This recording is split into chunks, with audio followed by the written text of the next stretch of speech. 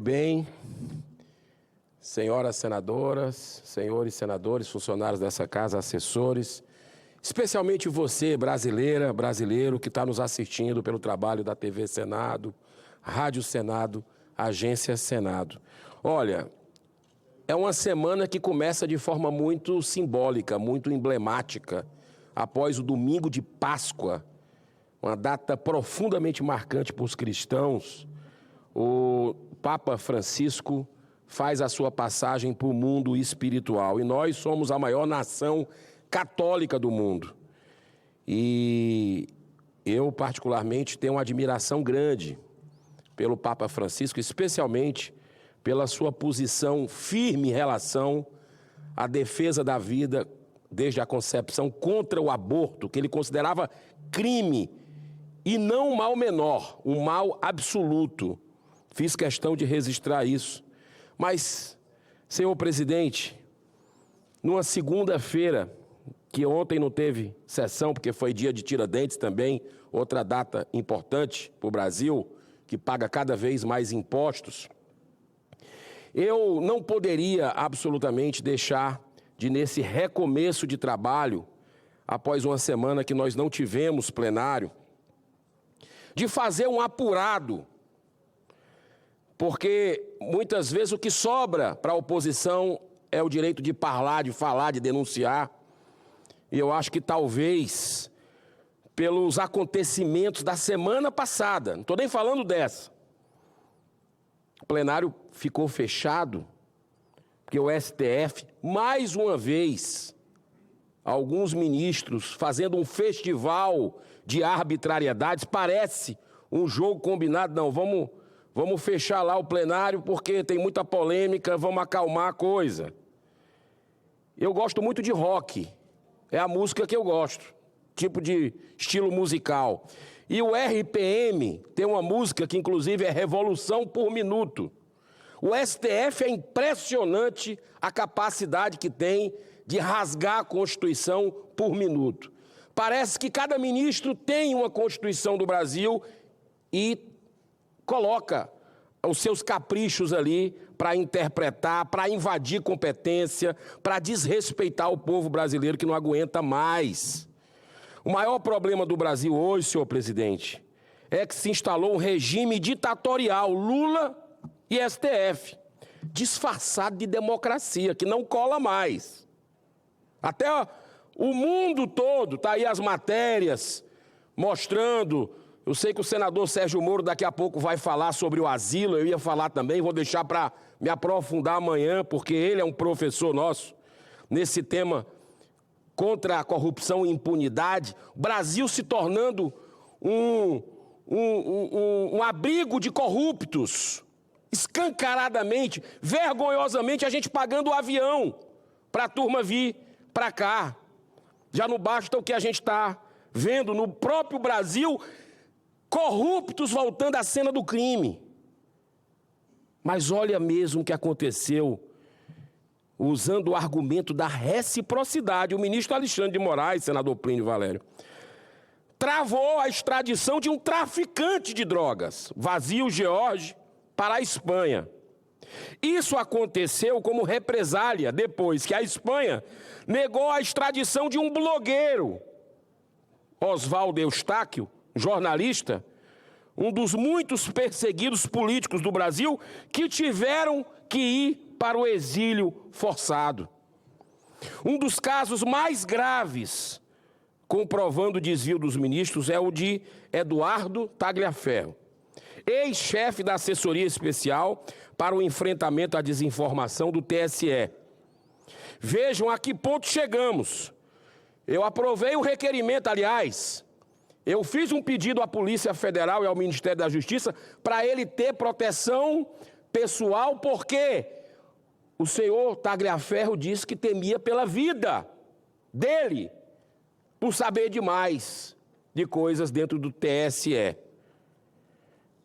Então, mensagens vazadas mostraram isso, mensagens trocadas com a sua esposa também, e nós aprovamos na Comissão de Segurança Pública há 3 semanas a vinda dele junto com o ministro Moraes, junto com o doutor Ayrton, que é também um juiz auxiliado de Moraes, para trazer essas entranhas da sombra para a luz. O que é que aconteceu nesse caso, que até mandaram usar a criatividade com a revista Oeste? Ele foi afastado por outro motivo, talvez uma intervenção de Deus, uma questão doméstica. E aí foi revelado muita coisa de seu celular.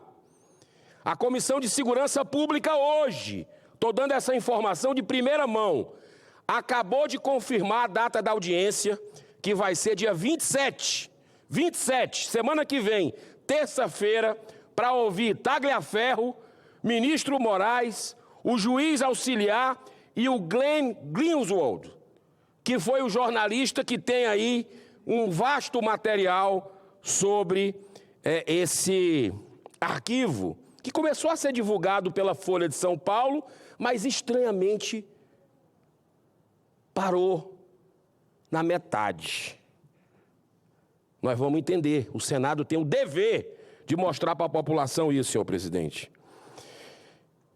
Em mais uma manifestação de perseguição vingativa contra Felipe Martins, ex-assessor para assuntos internacionais do governo Bolsonaro, Moraes está impedindo que ele fale, grave, dê entrevistas no seu próprio julgamento. Isso não se vê em nenhum lugar do mundo. Felipe está sendo ameaçado de multa e prisão caso apareça em algum vídeo, até feito por terceiro, senador Plínio. Olha a democracia do Brasil, se é que se pode chamar de democracia. Mesmo tendo provado sua inocência nos autos, brilhante desembargador Dr. Sebastião Coelho é um dos seus advogados, ele está sendo julgado pela primeira turma do STF de participação na elaboração de uma suposta minuta de golpe que nunca existiu. Nunca foi assinada. Mas aqui, acabei de receber uma informação impactante sobre esse julgamento. Todos, repito, todos foram proibidos de adentrar o plenário do STF portando celular, incluindo jornalistas e advogados. É mais uma prática de censura, bem ao estilo das ditaduras que rejeitam a saudável transparência. Isso não pode continuar, senhor presidente. A brutal inversão de valores não está restrita apenas a Alexandre de Moraes. Não podemos esquecer do vergonhoso malabarismo jurídico realizado pela Corte, que na prática descondenou Lula, pois é impossível sua absolvição. Depois de ter chefiado o maior esquema de corrupção da história desse país, que desviou mais de 30 bilhões de bola de reais.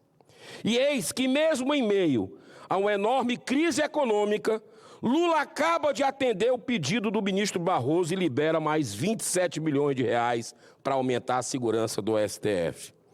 Esse mesmo Barroso, que já deveria ter respondido a vários processos de impeachment, inclusive meus também, agora chegou ao ponto de também mentir descaradamente em uma entrevista concedida à revista The Economics. O rei está nu, senhoras e senhores. Estudando a entrevista, o jurista André Marcília encontrou 8 mentiras de Barroso, que assinou de forma oficial como presidente do STF. Eu vou destacar apenas as duas mais graves. A primeira é se reportar os presos políticos como sendo aqueles que tentaram um golpe de Estado. Para Marcília, isso já seria suficiente para anular todo o julgamento. Ele, o presidente da Corte, dizendo isso, já é um julgamento e nem começou ainda. A segunda, senhor presidente, é mais assintosa. Ele afirma que nunca disse, abro aspas, nós derrotamos o bolsonarismo. Ora, dessa verdadeira confissão de parcialidade existem imagens gravadas de sua eloquente palestra proferida no dia 12 de julho de 2023, no evento político da UNE. Senhor Barroso, o senhor quer ser político, como o senhor exala uma militância ideológica, partidária, tira a toga e vai, no ano que vem, se candidatar ao Senado, à presidência da República, a deputado federal, a governador. Talvez os votos da UNE o senhor tenha. Ou será que não terá? O STF continua se desmoralizando a cada dia perante a opinião pública, não apenas a brasileira, mas internacional. Agindo assim com tanto ativismo, Barroso não pode continuar sendo presidente da Suprema Corte de Justiça. Deveria renunciar ao cargo de ministro e concorrer, como falei há pouco, às eleições, para então se dedicar de corpo e alma à política. Agradecendo a sua benevolência, meu querido irmão senador Jorge Cajuru, eu encerro esse discurso com um curto e sábio pensamento nos deixado por Albert Einstein. Momentos de trevas que a gente vive, de sombra, precisamos de seres de luz para nos mostrar o caminho correto. Tamanha a inversão de valores que vivemos. Olha o que é que esse, que é um dos maiores gênios que já viveram entre nós, Albert Einstein disse. Abro aspas. É preciso aprender com o ontem, viver o hoje e ter esperança no amanhã. O bem, a verdade, a justiça, eu tenho certeza que vão vencer no Brasil, porque aqui é o coração do mundo, a pátria do Evangelho, e nós teremos boas notícias em breve, porque o mal se destrói por ele mesmo e está se destruindo. Muito obrigado, senhor presidente. Senador